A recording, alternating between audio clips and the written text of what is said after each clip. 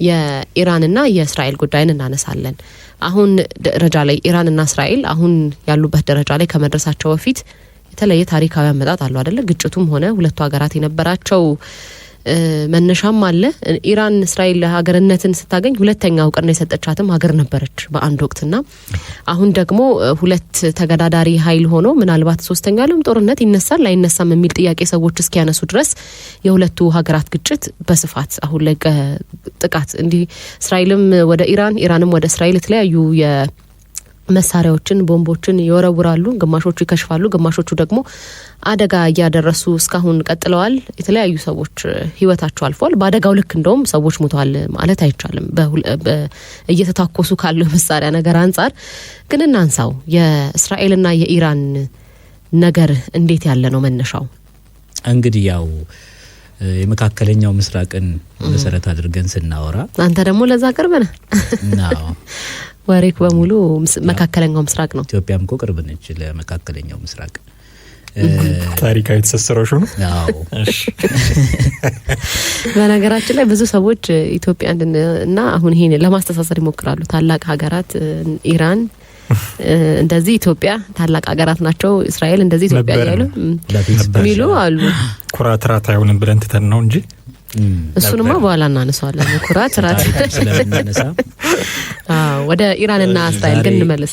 ዛሬ ርዕሰ ጉዳያችን ታሪክ ስለሆነ ታሪካዊ ዳራው ምን ይመስላል የሚለውን እንግዲህ ታሪክን ስንፈትሽ ከተለያዩ ድርሳናት ነው ምናገላብጠውና መጽሐፍ ቅዱስን ዋቢ አድርገን ስናይ የእስራኤልና የኢራን ግንኙነት ታሪካቸው የሚጀምረው በመጽሐፍ ቅዱስ ውስጥ የኢሳይያስ፣ የዳንኤል፣ የእዝራ፣ የነህምያ እና ሌሎች የእስራኤል ነቢያት ዜና መዋዕሎችን በግዞት በፋርስ ይኖሩ የነበሩ አይሁዳውያን ስላጋጠሟቸው ችግሮች ይጠቅሳሉ። ከክርስቶስ ልደት በፊት በ6ኛው መቶ ክፍለ ዘመን የፋርስ ንጉስ ታላቁ ቂሮስ አይሁድ ወደ ኢየሩሳሌም ተመልሰው ቤተ መቅደሳቸውን መልሰው እንዲሰሩ እንደፈቀደላቸው ይናገራል። በዚህ ወቅት በፋርስ ውስጥ በደንብ የተቋቋመና ተደማጭነት ያለው የአይሁድ ማህበረሰብ ነበር። አይሁዶች በቀድሞ የባቢሎን በሚባሉት አሁን ኢራቅና ኢራን ያሉበት ቦታ ከ2700 ዓመታት በላይ ኖረዋል። ወደ ቅርቡ ዘመን ስንመለስ የመጽሐፍ ቅዱሳዊ ዳራውን ነው ታሪካዊ ዳራውን ነው ለመግቢያ ላይን መግለጫ ያየ ነው። ወደ ቅርቡ ታሪክ ስንመለስ ደግሞ በ1940 እስራኤል እንደ ሀገር ስትመሰረት ከሙስሊም ሀገራት ተብለው በወቅቱ ከሚጠቀሱት ውስጥ እውቅና የሰጡት ብቸኛ ሀገራት ሁለት ቅድም ማስቴ እንዳለችው ግብጽና ኢራን ናቸው።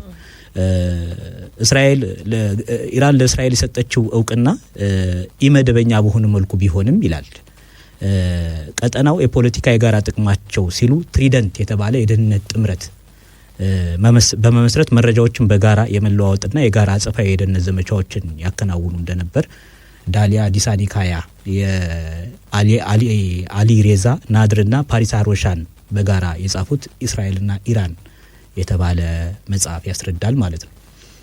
በ1950ዎቹ አጋማሽ ላይ የሻህ አስተዳደር የሚባል አለ። አሁን ያለው የኢስላሚክ ሪቮሉሽን አሁን በመንግስት ላይ ያለው ማለት ነው። ኢራን እያስተዳደረ ያለው ወደ 30 ዓመት የቆየ ታሪክ ያለው ነው። አያቶላው የሱፕሪም ሊደር ሆነው የሚመሩት ማለት ነው። እሱ ከመምጣቱ በፊት የሻሂ አስተዳደር የሚባል ነበር ኢራንን ሲመራ የነበረው። የእስራኤል ተወካይ በኢራን እንዲኖር ፈቅዶ ነበር። ኢራንና እስራኤል ትራንስ ኤዥያቲክ ኦይል በሚባል አንድ ማዕከላዊ ህጋዊ ሰውነት ባለው ድርጅት ስር ፓናማና ስዊዘርላንድ ውስጥ አዳዲስ ኩባንያዎችን በጋራ መስርተው ነበር። የተመሰረተው በ1960ዎቹ ማብቂያ በእስራኤልና በኢራን ብሔራዊ ኦይል መካከል ያለውን ቁልፍ የሚስጥር ትብብር ማከናወኛ ማዕከል በመሆን እንዲያገለግል ነበር። በጥቅሉ ጠቅለል አድርገን ይህን በዚህም በተመለከተ ግንኙነታቸውን ስናየው የእስራኤል ነዳጅ አቅራቢ ኢራን ነበረች ማለት። ትላንትና ከተሰማው ዜናዎች አንዱ እስራኤልም የነዳጅ ዲፖዎችን መልታለች ኢራን ውስጥ፣ ኢራንም እስራኤል ውስጥ የሚገኘውን የነዳጅ እንትን መታለች እና በዛን ወቅት ግን ትልቋ የእስራኤል ነዳጅ አቅራቢ የነበረችው ኢራን ነች። በአውሮፓውያኑ 1970 ኢዝራኤል ኢራኒያን ፓይፕላይን በመባል በሚታወቀው መስመር በጋራ በመሆን በእስራኤል በኩል ለአውሮፓ ነዳጅ ይልኩ ነበር። በቢዝነስ ውስጥ አብረው ይሰሩ ነበር ማለት ነው። በ1968 ዓመተ ምህረት ዘመናዊ የሚሳኤል ስርዓት መገንባት ላይ ያተኮረ ፕሮጀክት ፍላወር የሚባል አንድ ጥምር የኢራናውያንና የእስራኤላውያን ወታደራዊ እንቅስቃሴ ነበር። ይህ ነዳጅ ለጦር መሳሪያዎች ከሚል ሀገራቱ በ1960ዎች ማብቂያ ላይ ከፈረሟቸው 1.2 ቢሊዮን ዶላር ከሚገመቱ 6 ኮንትራክቶች መካከል አንደኛው ነው። እስራኤል 300 ሚሊዮን ዶላር በቀጥታ እና 250 ሚሊዮን ዶላር በነዳጅ መልክ ትከፍል ነበር ማለት ነው። ኢራንና እስራኤል መር ለሆነ የምርምር የልማት ፕሮጀክት ዋነኛ የገንዘብ ምንጭ ያደርጋታል ማለት ነው። ኢራን ይህ ገንዘብ ዶኔት የምታደርገው እስራኤል በተዘዋዋሪ በ250 ሚሊዮን ዶላር ትከፍላለች። በቀጥታ ደግሞ 300 ሚሊዮን ዶላር በቀጥታ በነዳጅ መልክ ወይም ለነዳጅ ፍጆታ የሚውል ትከፍላለች ማለት ነው። እስራኤል በሌላ በኩል ኢራንና እስራኤልን ስናይ ይሁን የጋራ ጠላት ነበራቸው። ኢራቅ በነሳዳም ሁሴን ጊዜ ኢራቅን የጋራ ጠላት አድርገው የመውሰድ ከዛም በፊት የነበረውን ኢራቅ እንደ ህልውና አደጋ አድርጋ እስከ መቁጠር ድረስ የደረሰችበት ሁኔታ ነበር እስራኤል ማለት ነው። በ1950ዎቹ ከእስራኤል ከኢራቅ ማዕከላዊ መንግስት ጋር ይፋለሙ የነበሩትን የኢራቅ ኩርዶችን ትደግፍ ነበር። ይህንንም ኢራን ታደርገው ነበር በጋራ ማለት ነው። የኢራቅ ማዕከላዊ መንግስትን ለመጣል ዋነኛ አቅም እንደነበሩ ማመምቻ ይሄ መንግስቱ የኢራን መንግስት እንዲወድቅ ሁለቱም በጋራ ሰርተዋል፣ ኩርዶችን በመደገፍ ማለት ነው። ከ1980 እስከ 1988 ለተደረገው የኢራንና የኢራቅ ጦርነት እስራኤል የጦር መሳሪያና የጦር መሪዎችን በመስጠት ስታግዛት ነበር። በተለይ የኢራቅ ኒውክሌር ማመንጫ እንዲመታና ምንድነው የሚባለው ጥቃት እንዲደርስበት ትልቁን የቀኝ እጁን የአንበሳውን ድርሻ ትጫወት የነበረችው እስራኤል ነች ማለት ነው። ከ1947 እስከ 1953 ድረስ ያለውን ያለየለት ግጭት ነው፣ በጠላት ነው የሚተያዩት ወይስ በወዳጅ ነው ምናምን የሚለውን ነገር ያለየለት ጊዜ ነበረ እንክፈለው ሲባል ማለት ነው።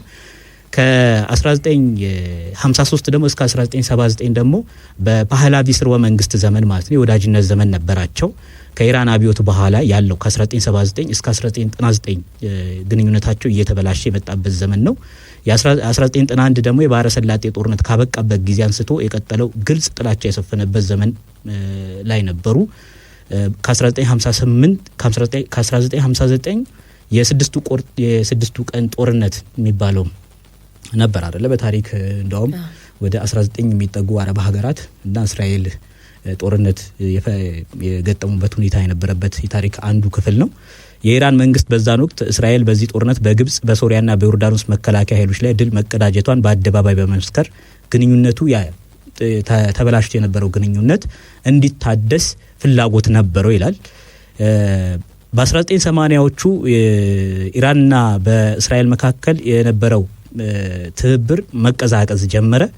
እስራኤል ትኩረቷን የያዘው ከባህረ ሰላጤ ጦርነት በኋላ የሳዳም ሁሴኗ ኢራቅ የጋረጠችባት የደህንነት ስጋት ነበር። ኢራቅ አቅሟ ተዳከመችና ሳዳም ሁሴንም ከመንግስት ወይም ከስልጣን ከወረደ በኋላ በቀጠናው ለደህንነቷ አደገኛዋ አገር ኢራን መሆነች ማለት ነው። በዚህ መካከል የእስልምናው ዓለም ለማነቃቃትና የእስልምና እሴቶችን ከፍ ለማድረግ በአያቶላ ኮሚኒ የተመራው በ1979 ዓ.ም ማለት ነው እንደ አውሮፓውያን አቆጣጠር የኢራን እስላማዊ አብዮት የፓህቪላቪ ስርወ መንግስት በማስወገድ ወደ ስልጣን ሲመጣ እንደነበረው አቋም መቀጠል አልቻለም። በዚህ ምክንያት አብዮቱ እስራኤልና ቴህራን የነበራቸውን ግንኙነት በአስገራሚ ሁኔታ አሁን በሚታየው መልኩ ሊቀየር ችሏል ማለት ነው። በወቅቱ የኢራን መሪ የነበሩት ሙሐመድ ካታሚ በበኩላቸው ከእስራኤል ጋር የእርቅ ምልክት አሳይተው እንደነበር ይነገራል። በታሪክ በዛን ወቅት በነበረው ጸሐፊያን ዘንድ ማለት ነው። ከአሜሪካ ጋር ሰላም የመውረድ ፖሊሲና ለእስራኤል ፍልስጤማውያን ግጭት የሁለት መንግስት መፍትሄ ኢራናውያን እንደሚደግፉ አቋም በማሳየት መልካም ግንኙነት ለማስቀጠል ሞክረው ነበር። በመጀመሪያው ቀጣይ 10 ዓመታት የእስራኤልና ይሄ 10 ዓመታት ማለት ይሄ አዲሱ በአያቶላ ካሚኒ የሚመራው መንግስት ከያዘ ቀጣይ ያሉት 10 ዓመታት የእስራኤል ኢራን የቀጠናው ጉልበተኛ የመሆን ወይም ሀያል የመሆን ፍላጎት በደንብ እየጠነከረ መታየት ጀመረ ማለት ነው። ኢራን ከእስራኤል በተጨማሪ መካከለኛው ምስራቅ አንኳር የውጭ ጉዳይ ፖሊሲ አካል አድርጋ ለምትከታተለውና የእስራኤል ወዳጅ ለሆነችው አሜሪካ ያልተዋጠ ጉዳይ ነበር ይሄ። ስለዚህ ክፍተቱን በመጠቀም እስራኤልን ልዩ መብትና እንክብካቤ በመስጠት ወደ ምዕራብ ዓለም አቀራረበቻት ማለት ነው።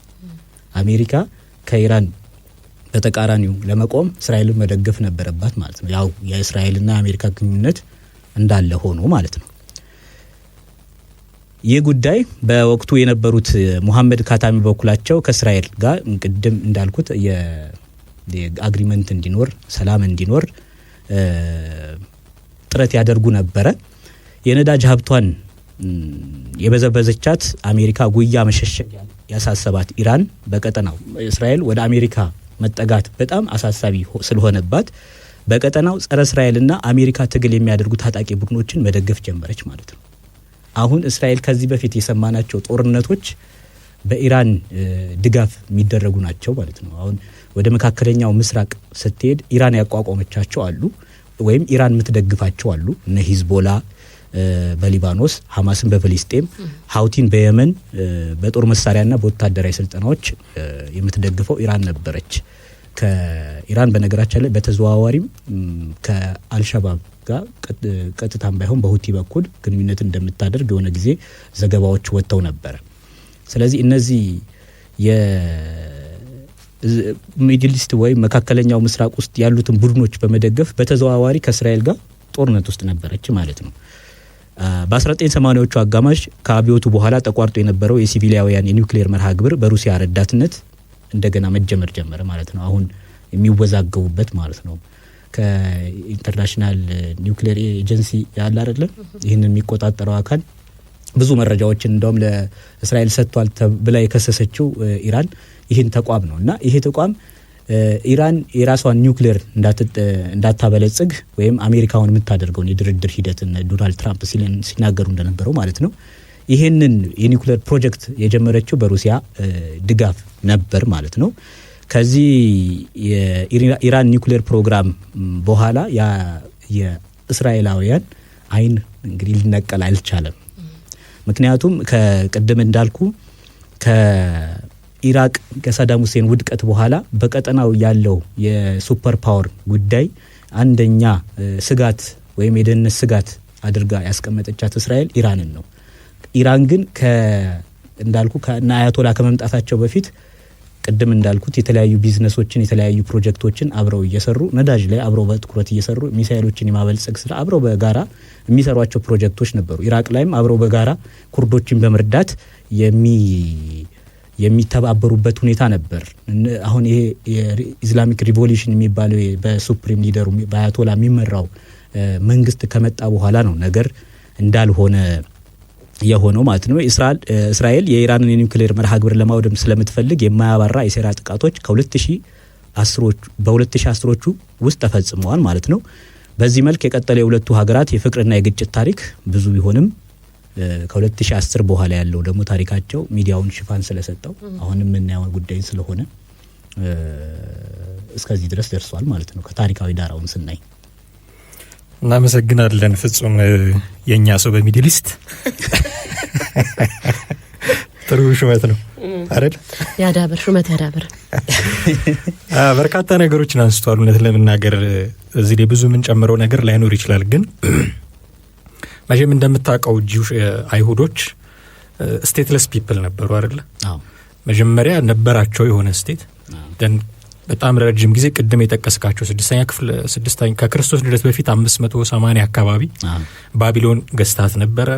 ከዛ ሰባኛው አካባቢ ደግሞ አሁንም ከክርስቶስ ልደት በፊት ያው ታላቁ የሮማን ኢምፓየር ይገዛት ነበረና በዛ ጊዜ ፌል አድርጋለች እስራኤል የምትባል ሀገር እንደ ሀገር ነው ፌል ያደረገችው እና አይሁዶች በመላው ዓለም ተበትነው ነበረ በተለይም በአውሮፓ እኛም ሀገር ድረስ ያሉ አሉ። በእርግጥ በዚህ በመበተኑ ብቻ ላይሆን ይችላል የመጡት የራሱ ታሪካዊ ዳራ አለው ወደኛ ሀገር የመጡበት ግን በመላው ዓለም ነበሩ አይሁዶች እና በመላው ዓለም ሲኖሩ ናሽናል ማይኖሪቲ ነበሩ። የትም ቦታ ማይኖሪቲ ናቸው። በቃ ሁልጊዜ ማይኖሪቲ ናቸው። የትኛውም አይነት አገዛዝ ቢነሳ እነሱን ከመጨቆን ወደ ኋላ አይልም። አውሮፓ ላይ በተለይም በናዚ ጊዜ ያ ሆሎኮስት እየተባለ ሁልጊዜ የሚነሳው 6 ሚሊዮን አይሁዳውያንን ነበረ ይፈጀው። ይሄ ለምንድን ነው የሆነው? ስቴትለስ ናቸው አይሁዶች። ሶ ፕሮቴክት የሚያደርጋቸው ስቴት የለም። የኔ ዜጎች ናቸው እዛው ባሉበት ፕሮቴክት ላደርጋቸው የሚል መንግስት የላቸው። ከዛ ደግሞ በቃ ካቃተም ኑ ወደ ሀገራችሁ ብሎ ደግሞ የሚጠራቸውም መንግስት የላቸው። ሶ የሁለተኛው ዓለም ጦርነት ሲያበቃ ነው እንደገና እስራኤል ስቴት መሆን አለባት የሚል ነገር አድቮኬት ማድረግ የጀመሩት ጂውሾች የተባበሩት መንግስታት ድርጅት 1948 ላይ ይሄንን አጸደቀ። ይሄንን ሲያጸድቅ ቅድም እንዳልከው ተሽቀዳድመው እውቅና ከሰጡት ሀገራት መካከል አንዷ ነበረች ኢራን። ግን ቦታውን ደግሞ የመካፈል ትልቅ ስጋት ነበረ። ፓለስቲንና ሌሎች አረብ ሀገሮች እና እስራኤል ያንን ቦታ የመካፈል ይሄ የጽዮናዊነትና የአረብ ናሽናሊስት ችግር ነው። አሁን ሁሉንም ነገር ይሄን እስካሁን ከፍልስጤም ጋር ከሶሪያ ጋር ከግብጽ ጋር ከራሷ ከኢራን ጋር ያሉትን ችግሮች ስናያቸው ቅድም ስታነሳ ነበረ 1953 57 አካባቢ ጦርነቶች ይደረጉ ነበረ፣ የስድስቱን ቀን ጦርነት ጨምሮ። ለነዚህ ሁሉ መነሻ የሆነው መሬት መቀራመት ነው። እንደ አዲስ ስትፈጠር እስራኤል እዛ አካባቢ ቦታው የኛ ነው ይገባናል የሚሉ እነ ፍልስጤምና ሌሎች አረብ ሀገራት ያሉበት ቦታ ስለሆነ እስራኤል እዛ ላይ ስትጨመር ጽዮናዊነትን የምታቀነቀን which is ከእስላሚክ ስቴቶች በተቃራኒ ቆመች ሀገርም ስለሆነች ያንን ቦታ የመካፈል ትልቅ ስጋት ነው የመጣባቸው። አሁን ድረስ ሲወርድ ሲዋረድ የመጣ ችግር ሆኖ ነው የምናየው። ስለዚህ ስቴትሁድ የሚባለውን ነገር ማቀንቀን ጀመሩ። ከዛ ተፈቀደላቸው። ቅድም በአያቶላ ከመመራቷ በፊት በነበረው ጊዜ ይተባበሩ ነበረ። ከዛ ያ መፈንቅለ መንግስት ተደርጎ ነው ይቨን አይደለ የተቀየሩት። ወዲያው መፈንቅለ መንግስት አድርገው ከቀየሩ በኋላ እስራኤል የምትባል ሀገር ከምድረ ገጽ መጥፋት አለባት የሚል አቋም ማራመድ ጀመሩ። አሁን የሰርቫይቫል ጥያቄ አነሳች ማለት ነው እስራኤል። እነዚህ ሰዎች ከኔ አቅም በላይ ከሆኑ የሆነ ጊዜ ያጠፉኛል። ለረጅም ጊዜ በሺህ ዓመታት ለሚቆጠር ረጅም ጊዜ አገር አልባ የሆነ ህዝብ ሆነው እንደቀጠሉ ሁሉ አሁንም እንዲህ እንድንሆን የሚፈልጉ አካላት አሉ የሚል ትልቅ ስጋት ነው ያደረባት። በዚህ የተነሳ የጦር አቅሟን ለማጠንከር የማታደርገው ነገር የለም። እነዛኞቹም ደግሞ አሁን እስራኤልና ኢራን ባህርም ድንበርም ስለማይጋሩ እንዲህ ኮንቬንሽናል የምንለውን ዋር ላይ ያደርጉ ይችላሉ። ኢራን ቅድም እንዳልከው ሊባኖስ ውስጥ ሄዝቦላን፣ የመን ውስጥ ሁቲን እና ሶሪያም ኢቭን እዛም ያሉ ታጣቂዎችን እየረዳች እነሱ እንዲያጠቁ ታደርጋለች። ከዛ በራሷም አቅም አሁን እንደምናየው ሚሳኤሎች ታዘንባለች። አሁን እንደውም እንደሚባለው እስካሁን ወደ 300 አካባቢ ሚሳኤሎችን ነው ያስወነጨፈችው። 2000 ሚሳኤሎች ማስወንጨፍ የሚያስችል አቅም እንዳላት ነው የሚነገረው። በጣም ትልቅ ጉዳት ሊያደርስ ነው የሚችለው። እንዲህ በእግረኛ ጦር ሊዋጉ የሚችሉ አይደሉም። ጋዛ አይደለችም ኢራን። ጋዛ ብትሆን በእግረኛ ጦር ሊዋጉ ይችላሉ፣ በታንክ በምናምን። አሁን ግን ድንበርተኞች ስላልሆኑ በሚሳኤል ነው። እንትናም እስራኤልም የጦር አውሮፕላን ትልካለች፣ ያችኛዋም። ለዛ እኮ ነው አሁን የእስራኤል ትልቁ ትኩረት ይሄ ላውንች የሚያደርጉበትን ስቴሽን ነው ሄዳ በአብዛኛው የምትመታው። የነዳጅ ጣቢያዎቹን የሚሳኤል ጣቢያዎቹን ነው ሄዳ ታርጌት አድርጋ የምትመታው። ኢራንም ደግሞ የእስራኤልን መከላከያ ሚኒስቴር የነዳጅ ዴፖዎችን ነው የሚመቱት። ይሄ ፖቴንሻሊ ከርቀት ሆኖ ሊያጠቁ የሚችሉባቸውን ነገሮች ነው በማውደም የተጠመዱት። ይሄ ያመጣው ድንበርተኛ ሀገሮች ስላልሆኑ በዛ መሀል የመጣ ነገር ነው። በሂደት እንዲህ አይነት ጉዳዮች ተፈጠሩና አሁን የመጣንበት ጊዜ ላይ ደረስን። ይሄ ነገር ከኛ ሀገር አንጻር ሲታይ ጉዳቱ ምንድን ነው የሚለውን ደግሞ አንስቶ ማየት አስፈላጊ ነው። አሁን ማህበራዊ ሚዲያ ላይ ያለውን ነገር እናቆየው፣ ምናልባት በኋላ በደንብ ልንልበት እንችላለን። ግን ዳይሬክትሊም ኢንዳይሬክትሊም ኢትዮጵያን የሚመለከታት ሆኖ ታገኘዋለህ። ኢትዮጵያን የሚመለከታት ኢኔሴንስ በግለሰብ ደረጃ ፍጹምን አማህን ማስተዋልል ማለት ላይሆን ይችላል። እንደ ሀገር እንደ መንግስት ግን ሊመለከተን ይችላል። አንዱ ትልቁ ስጋት በመካከለኛው ምስራቅ ኢትዮጵያውያን በተለያዩ አገልግሎቶች ውስጥ በቤት ሰራተኝነት በአብዛኛው የሚሰሩ በተለይ እህቶቻችን አሉ። አሁን ይሄ ከኢራንና እስራኤል በሚያደርጉት ጦርነት የአየር ክልሏ እየተጣሰባት ያለችው አንዱ ሀገር ጆርዳን ነች። እዛ የሚሰሩ በጣም በርካታ ኢትዮጵያውያን አሉ እና ከሰሞኑ እንደውም ማህበራዊ ሚዲያ ላይ የሚያሳዩቸው የሚያጋሯቸው ምስሎች አሉ። ሚሳኤሎቹ በሙሉ ከኢራን የሚተኮሱት ሚሳኤሎች የሚያልፉት በጆርዳን አየር ላይ እና ድምፁ እንዴት እንደሚረብሻቸው ሁሉ ሲናገሩ ነበር።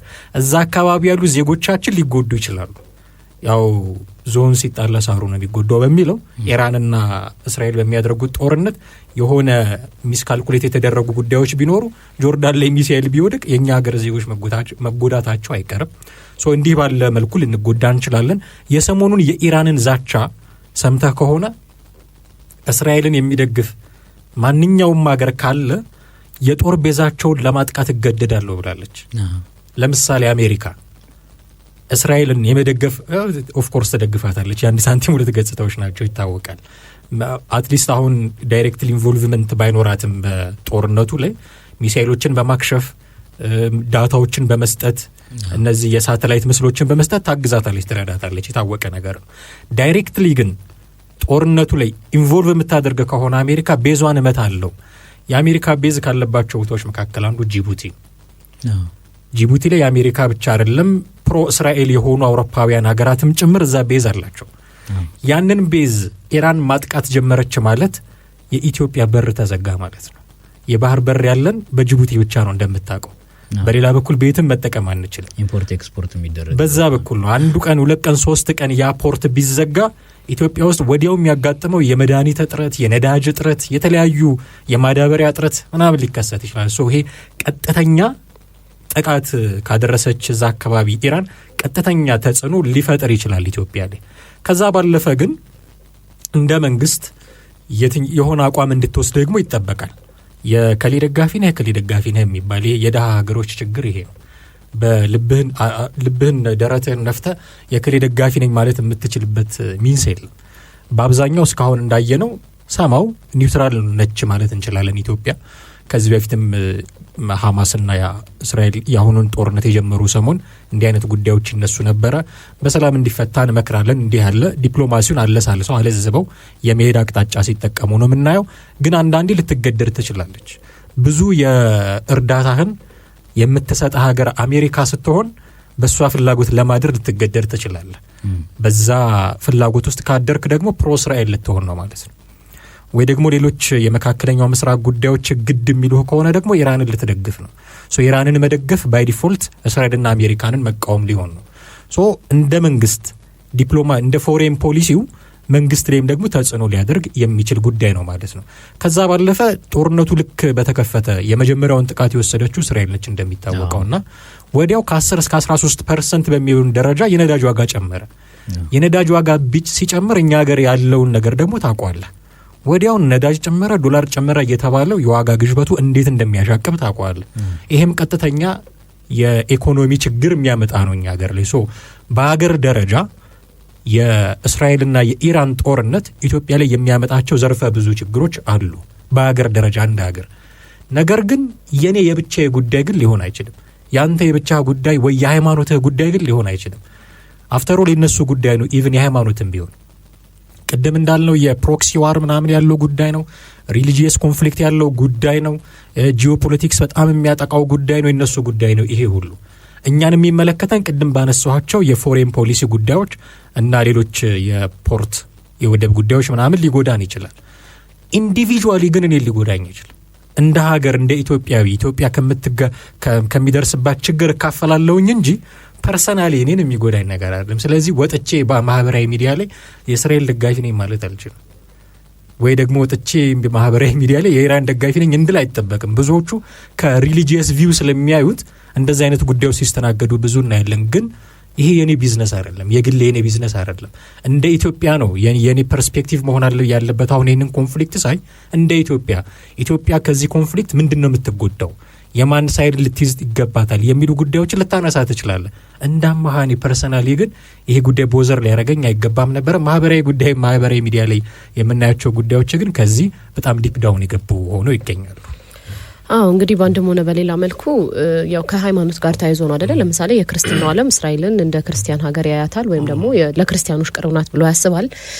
ኢራንን ደግሞ የእስልምናው ማህበረሰብ እስላም ቅርብ ናት ወይም ደግሞ እስላማዊ ሀገር ስለሆነች የእስልምናው ነገር ይመለከተናል የሚሉ ሰዎች ናቸው በሁለት ጎራ ተከፍለው በማህበራዊ ትስስር ገጽ ላይ ኢትዮጵያውያን ሀሳብ ሲሰጡ የሚታየው። አንዳንድ ጊዜ እንዴት ነው ያለማወቃችን ይመጠን ልክ ይመስለኛል። ማለት አሁን ቀደም ሲል እንዳለው እንደ ሀገር የሚያሰጉን ነገሮች ኖሩ ይችላሉ። ቀደም ሲል የተባሉት እንግዲህ የተለያዩ የጦር ቤዝን የአውሮፓና የአሜሪካ የጦር ቤዝ ያለባቸውን ቦታ ኢራን እመታለሁ ካለች ጦርነቱ ውስጥ ከተሳተፉ ነው። እመታለሁ ካለች እንደ ሀገር ምናልባት ኢትዮጵያ ያሳስባታል የሚለውን እናያለን፣ የባህር በሪያ ስለሆነ። ከዛ ውጭ ግን ከክርስትናው ጋር ከእስልምናው ጋር የሚያገናኘው ነገር ግን አይታየኝም። እኔ ማለት ምንድን ነው እንደዚህ አንዳንድ ጊዜ እዚሁ እርስ በርስ ቢገናኙ ሰዎቹ በአካል የሚመታቱ ሁሉ የሚመስሉ የኮመንት መሰጣጣትና ጽሁፎች ይታያል። ከሌ ያዋረደችን፣ ኢራን አዋረደችን፣ እስራኤል እንደዚህ ያረገችን ምናምን የሚሉ አይነት አስተያየቶችን ስንሰጥ ሰማለን። ግን ምናችን ነው? እስራኤል ለኢትዮጵያውያን ምናችን ናት? በተለይ አሁን ከክርስትና አንጻር ይነሳል። ኢራን ለእስልምና ኢትዮጵያዊ ላለ ሙስሊም ምንድን ናት? በዚህ ልክ እኛ አጀንዳ አድርገን ምንከራከርበት የአንዱ መሞት ማለት ጥያቄው መሆን ካለበት በነገራችን ላይ ሰብአዊነት ነው። በሲቪሊያን የሚሞቱት ምንም ሲቪሊያን የሚባሉ ሰዎች ሊያሳዝኑን ይገባል በሁለቱም ወገን የሚሞቱት። ምክንያቱም እንግዲህ ቀደም ሲል እንደተባለው በእንዲህ አይነት ጦርነት ሲካሄድ የመጀመሪያ ተጎጆቹ ሰላማዊ ዜጎች ናቸው። በጦርነቱ ላይ ምንም አይነት ተሳትፎ የሌላቸው ሰዎች የመጎዳት እድላቸው በጣም ሰፊ ነው።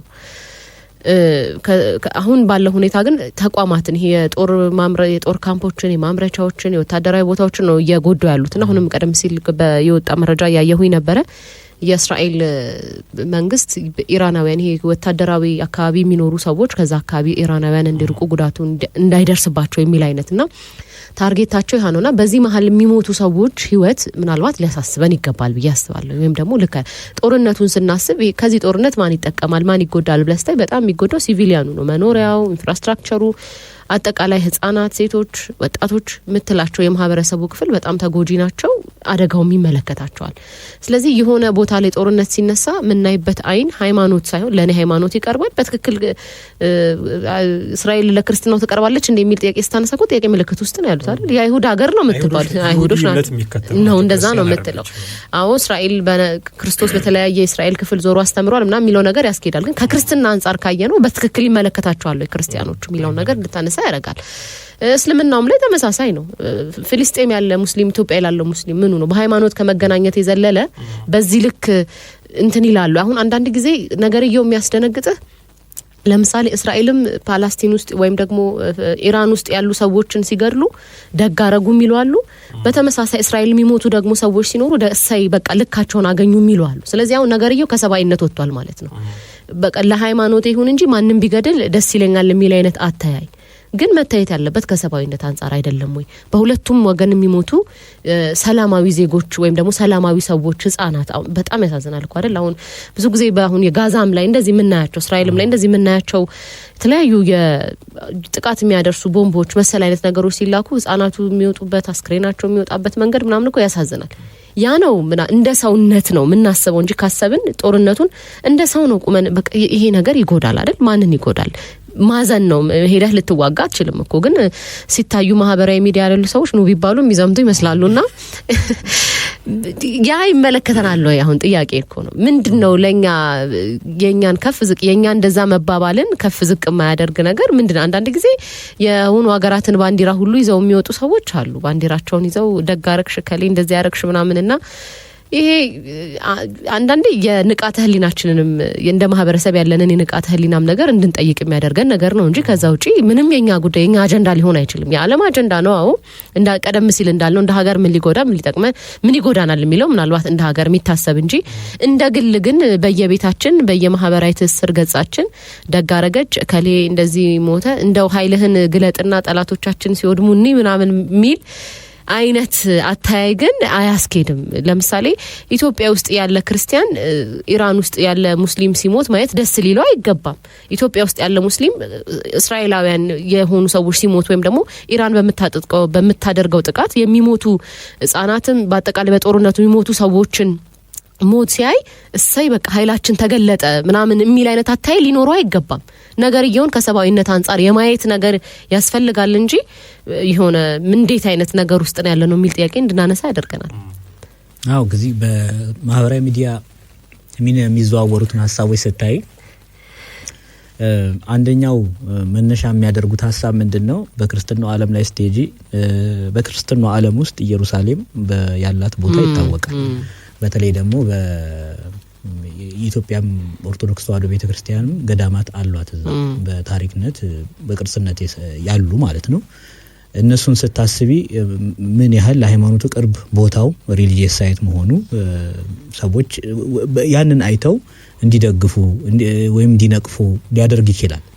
ወደ ኢራንም ስታይ የሚያዩት መሪው መንፈሳዊ መሪ ናቸው። ስለዚህ የሚመራውም ሃይማኖታዊ በሆነ መልኩ ነው የሚመራው።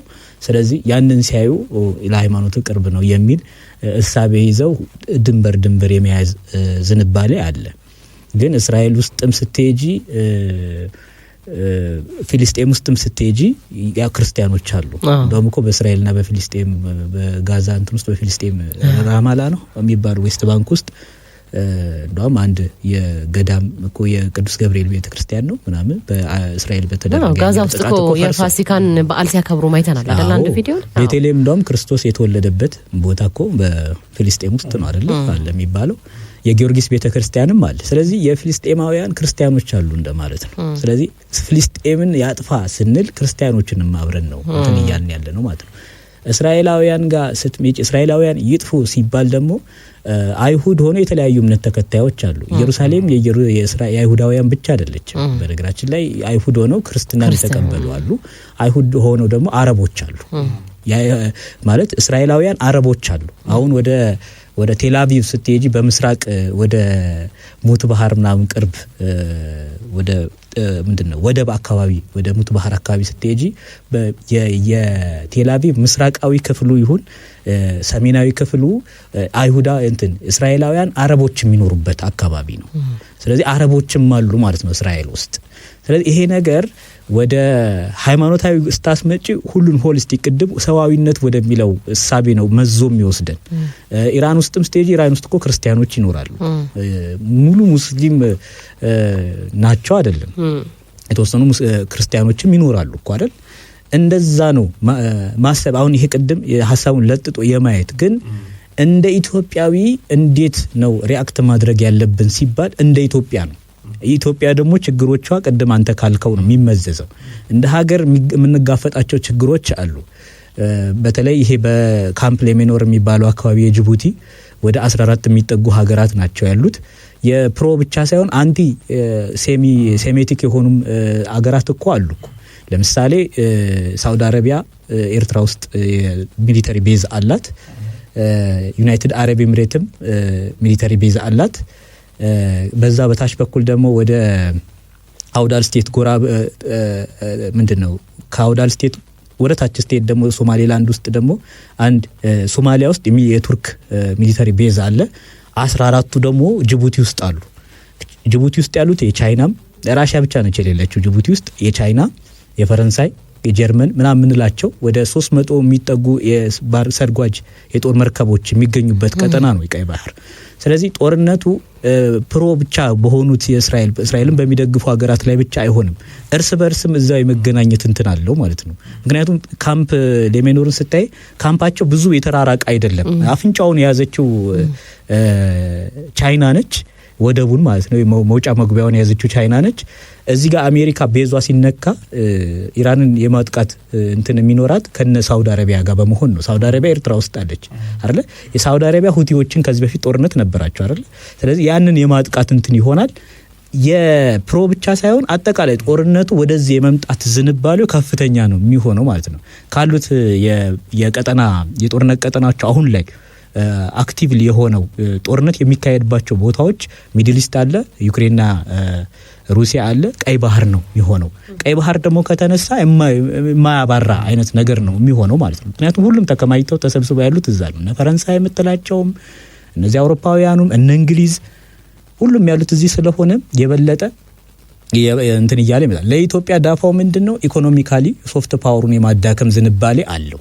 ደግሞ በሚደረገው ድጋፍ ወይም በሚደረገው ለምሳሌ ኢትዮጵያ ብሪክስ አባል ነች። ስለዚህ እነ ራሽያ እነ ቻይና ናቸው ያሉት። ስለዚህ እነ ራሽያና እነ ቻይና ደግሞ ከኢራን ጎን ነው ያሉት። ስለዚህ በዛ ጽንፍ ስታየው ፖለቲክሱም ሶፍት ፓወሩም በራሱ ኢኮኖሚካሊም የምትጎዳበት ነገር ይኖራል። ሪሊጂየስ ግን ማያዋጣ ድንበር ነው ሃይማኖታዊን ስታየው ማለት ነው። የተለመደ ነገር አለ። አሁን እንዲህ አይነት ጉዳዮች ሲነሱ በየጊዜው ሰልፍ የሚደረግባቸው ሀገሮች አሉ። ለምሳሌ ካይሮ ላይ ሰልፍ ሊደረግ ይችላል። ካይሮ ላይ ሰልፍ የሚደረገው ቀጥተኛ የእስራኤል ስጋት ስላለባቸውም ጭምር ነው። ግብጾች ቅድም ባነሳ ነው የስድስቱ ቀን ጦርነት የሲናይ በረሃን ወስዳባት ነበር እስራኤል። በኋላ በተደረጉ ድርድሮች ነው የመለሰችላት። ሶሪያ ውስጥ ሰልፍ ሊደረግ ይችላል እስራኤልን ተቃውሞ። በዚህ በስድስቱ ቀን ጦርነት የገላን ኮረብታን ወስዳባታለች እስራኤል። ያ እንዲመለስ የሚጠይቅ ሰልፍ እንዲደረግ ትጠብቃለህ። ኢራን ቴሄራን ውስጥ እዛ ፍልስጤም ውስጥ ሊደረግ ይችላል።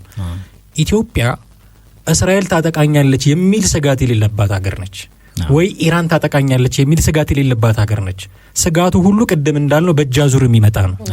በእጃዙር በሌሎች አጋጣሚዎች የሚመጡ ጉዳዮች ናቸውና በቀጥታ ሰልፍ አድርገን እስራኤልን የምንቃወምበት ኢራንን የምንቃወምበት ምንም አይነት መሰረት የለንም።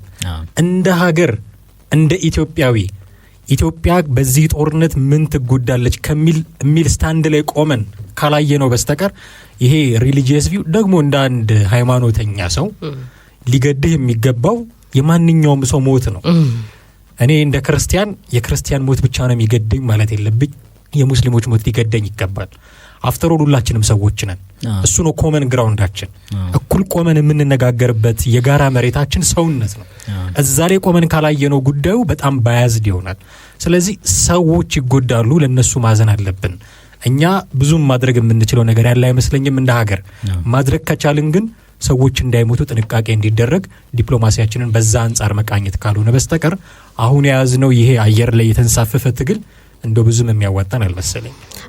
ይሁን እንትን እኮ ነው የሚመስለው። ይሄ የዘይትና የዳቦ አጀንዳ ነው የሚመስለው የምንነጋገርበት። ልክ ማህበራዊ ሚዲያው ላይ ይሄ በተለያዩ ተንቀሳቃሽ ምስሎችን በጽሁፍ መሰል የሚተላለፉት መልእክቶች ስታይ እንደው ማደቡ አይሻልም የሚል ጥያቄ ወይም ደግሞ አስተያየት እንድትሰጥ ያደርጋል። የሚቀድሙስ ጉዳዮች የሉንም ወይ? በጣም እዚህ ሀገር ውስጥ ያሉ የሚመለከቱን የሚቀድሙ ጉዳዮች የሉንም ወይ? ጥያቄ በእኛ በራሳችን አጀንዳ ላይ በራሱ በዚህ ልክ ተነጋግረናል ወይ እኮ የሚል ጥያቄም እንድታነሳ ያደርጋልና ግን ምንጊዜም ነገሮችን የምናይበት አይናችን ሰዎች ለሃይማኖታቸው ቀናኢ ናቸው። በቃ ማንም ሰው ሃይማኖቱ ሲነካ ምናምን ነገር አይወድም። እንደዚህ ግን እንዳለው ነው። ኢራን ውስጥ ክርስቲያኖች አሉ፣ ሙስሊሞች አሉ። እስራኤል ውስጥ ክርስቲያኖች አሉ፣ አይሁዶች አሉ፣ ሙስሊሞች አሉ። የተለያየ ማህበረሰብ አለ። ስለዚህ አንተ መርጠህ ፓላስቲን ምንድነው ኢራን ውስጥ ያለውን ብቻ ሙስሊም አይደለም ልትደግፍ የሚገባው ወይም ደግሞ እስራኤል ውስጥ ያለ ክርስቲያንን መርጠ ብቻ አይደለም በቃ እንትን የምትለው። ሞት ከሆነ የሁሉም ሰው ሞት ሊያሳስበን ይገባል ወይም ደግሞ እንዴት ነው ሊሰማን ይገባል እንጂ ከተቃወምክ በእርግጥ የኛ መቃወምና መደገፍ እኮ ጦርነቱ ላይ የሚያመጣው እንዲህ ሶልዲ ያክል እንኳን ምንም ተጽዕኖ የለም። ግን አንድ ምሳሌ እንደውም ልንገርሽ። አሁን ኢራን የምትታማው አንድ የሁቲ አማጽያንን በመደገፍ ነው፣ ሚሳኤሎችን በማስታጠቅ። የሁቲ አማጽያን ሚሳኤሎቻቸውን ወደ ሳውዲ አረቢያ ይተኩሳሉ። የሙስሊሟ ሀገር የኢራን ሚሳኤሎች ሙስሊሟን ሀገር ሳውዲ አረቢያን ያጠቃሉ። ለየትኛው ሙስሊም ነው የምትደግፈው? ሃይማኖትን ብቻ መሰረት ካደረግ። ስለዚህ አይመጣም። በቃ ይሄ ለኛ ሀገር ፖለቲክስ የሚሆን አይደለም ማለት ነው። ከዛ ውጪ የራሳቸው ኮዝ አላቸው እኮ አይደለ? ፖለቲካዊ ኮዝ አላቸው ሁለቱም ሀገራት ጦርነቱን የሚያካሂዱበት ቀደም ሲል እንዳልነው ከታሪካዊ ዳራው ጀምሮ ማለት ነው። የሆነ ዘመን ላይ ደግሞ እርስ በርስ ሲደጋገፉ የነበሩ ሀገራትም ጭምር ናቸው። ስለዚህ ያ የራሳቸው ኮዛቸው ለራሳቸው ተተውላቸውና ምናልባት በሰብአዊነቱ ሰዎች ባይሞቱ የሚል አስተያየት ሊሰጥ ትችላለህ እንጂ የኢራን የእስራኤል እንደዚህ ተከፍሎ እንደ ማህበረሰብ ተከፍለን ለሁለት ጎራ ተከፍለን ግን እንካሰላንተኛ የምንለዋወጥበት እናዝናለን እንዲንላለን የሚባልበት ነገር አይደለም። ሰው ከሆነን የትኛውም በማንኛውም ጦርነት ምክንያት የሚሞት የሰዎች ህይወት ሊገደን ይገባል። ይሄ ነው ፖይንቱ መሆን መቻል አለበት። መቃወም ያለብን ጦርነትን በጋዛም ይሁን በቴልአቪቭ ለሚደርሰው ጥቃት በቴህራን ይሁን በሌሎች የእስራኤል ከተሞች ላይ የሚደርሰው ጥቃት የገሌ ወይም የገሌን ደጋፊ በመሆን ሳይሆን ጦርነትን ነው። ጦርነት መልካም ነገር የለውም ውጤቱ። ምክንያቱም አሁን በጦርነት ብቻ በጦርነት ውስጥ ተሳትፈ እርስ በርስ ተወዳድመ ምናምን ብቻ የምታቆመው አይሆንም። ረሃብ አለ፣ በሽታ አለ። አሁን ፍልስጤን ጋዛ ውስጥ እንደምናየው ማለት ነው። ህጻናቱ እንደዛ ሲሆን የሆነ ሰዋዊነት የሚሰማው ሰው እኮ ርህራሄ ያሳያል። እነሱን ስታይ ታዝናል። ለእንደዚህ አይደለም የተፈጠሩት፣ ለመኖር ነው አይደል? እንደዚህ እንዲሆን ያደረገው ሪዮት ዓለም ፖለቲክሱ ምናምን ነው። ያንን ነው መቃወም ያለበት። በቃ ሰላም መሆን አለባት ዓለም፣ ጦርነት መብቃት አለበት። ወደዛም ስትሄድ ራሻና ዩክሬንም ስታይ የሚማገዱ ሰዎች አሉ፣ የሚሞቱ ሰዎች አሉ በየቀኑ። አሁን እነሱ ደግሞ የክርስቲያኖች የርስ በርስ ኦርቶዶክሳውያን ናቸው። እንግዲህ የቱን ትደግፋለህ? ስለዚህ ጦርነትን ነው መቃወም። በቃ ሰላም፣ የሰው ልጅ በሰላም መኖር አለበት።